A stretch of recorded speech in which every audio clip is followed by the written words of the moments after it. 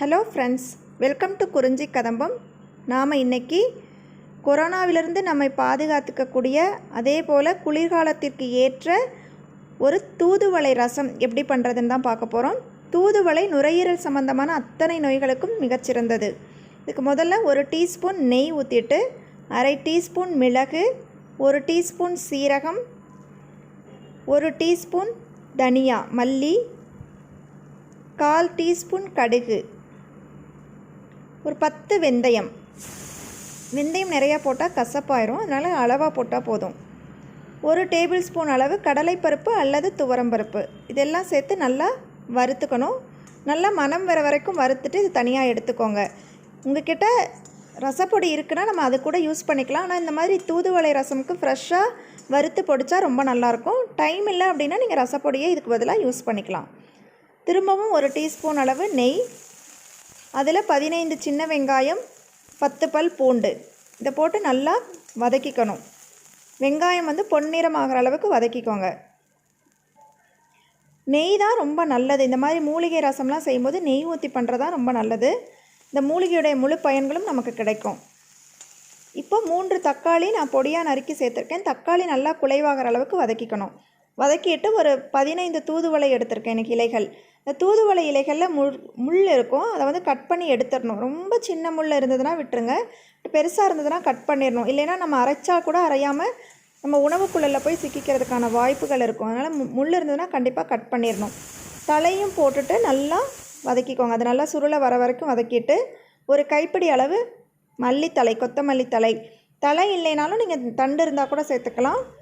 ஒரு டீஸ்பூன் அளவு கருவேப்பிலை, அதாவது ஒரு கொத்த கருவேப்பிலை. இது நல்லா வதக்கி ஆறட்டும். இப்போ நான் ஆல்ரெடி புளி ஊற வச்சுருக்கேன்.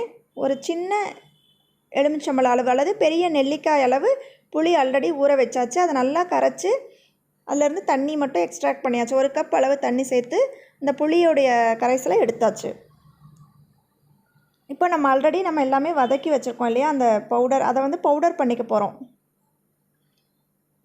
தண்ணி ஊற்றாமல் ஃபஸ்ட்டு பவுடர் பண்ணுங்கள். தண்ணி ஊற்றிட்டிங்கன்னா அரைப்படாது. அதனால் நல்லா பவுடர் பண்ணிவிட்டு, இப்போ மற்ற பொருட்கள் வதக்கியிருக்கோம் இல்லையா, வெங்காயம், பூண்டு, தக்காளி, இலைகள் எல்லாம், அதெல்லாம் சேர்த்து இதோட அரைச்சிக்க போகிறோம்.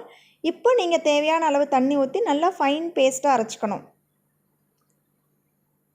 இப்போ நம்ம ரசப்பொடி போடுற மாதிரி இருந்ததுன்னா நீங்கள் இந்த வெங்காயம் பூண்டு மட்டும் அரைச்சிக்கோங்க. அரைச்சி இந்த புளி கரைசலை சேர்த்துக்கணும். இப்போ இந்த மிக்ஸி ஜாரில் நம்ம கொஞ்சமாக தண்ணி ஊற்றி மறுபடியும் கரைச்சி ஊற்றிக்கிறோம். இப்போ நம்ம உப்பெல்லாம் சேர்த்துட்டு இப்போ பேஸ்ட் பண்ணி பார்த்துக்கோங்க. புளியுடைய தன்மைக்கு தகுந்த மாதிரி உங்களுடைய தண்ணியுடைய அளவை அட்ஜஸ்ட் பண்ணிக்கோங்க. இப்போ ஒரு டீஸ்பூன் எண்ணெய் ஊற்றிட்டு அதில் ஒரு டீஸ்பூன் கடுகு, கொஞ்சம் கறிவேப்பிலை, ஒரு மிளகாய் வற்றல், அரை டீஸ்பூன் அளவு பெருங்காயத்தூள் சேர்த்து வதக்கிக்கணும். இதெல்லாம் வதக்கினதுக்கப்புறமா நம்ம ஆல்ரெடி கரைச்சி வச்சுருக்கிற ரச கலவையை இதில் ஊற்றிக்கிறோம். அடுப்பை சிம்மில் வச்சுக்கோங்க. ஏன்னா ரசம் எப்போவுமே கொதிக்கக்கூடாது, கொதிச்சா நல்லா இருக்காது. இந்த மாதிரி உள்ளுக்குள்ளே கொதிக்கணும், வெளியில் நுரை கட்டி இருக்கணும். இந்த ஸ்டேஜ் வந்ததுமே நம்ம ஸ்டவ்வை ஆஃப் பண்ணிடணும்.